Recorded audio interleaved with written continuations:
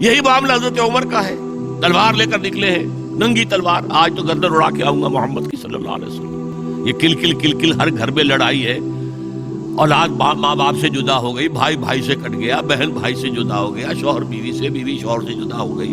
یہ محمد نے کیا ہمارے معاشرے کے ساتھ کیا صلی اللہ علیہ وسلم، وفداہ آباؤنا و امہاتنا۔ لہذا آج تو قصہ پاک کر کے آؤں۔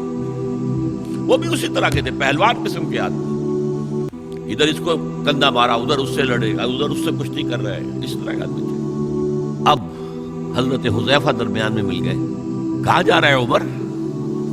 کیا آج محمد کا بس میں قصہ پاک کرنے جا رہا ہوں صلی اللہ علیہ وسلم۔ وہ ایمان لا چکے تھے، انہیں پتہ نہیں تھا۔ ان کا تم محمد کو جا رہے ہو قتل کرنے، اپنی بہن اور بہنوئی کو تو جا کے دیکھو، وہ ایمان لا چکے، فاطمہ بنت خطاب اور سعید ابن زید۔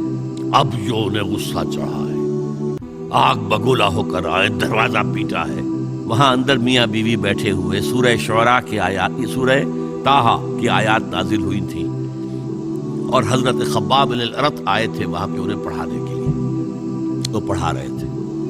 معلوم عمر آ گیا، انہیں تو کہیں چھپایا، دروازہ کھولا، کیا پڑھ رہے تھے تم؟ یہ چپ۔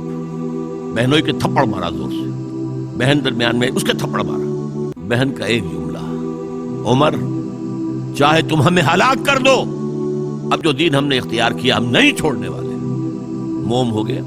یہ صنف نازک، اس میں اتنا دم خم کہاں سے آ گیا؟ عرب کے اس معاشرے میں عورتوں کا مقام کیا تھا؟ ان کی کوئی حیثیت تھی کہ مردوں کے سامنے بول سکے؟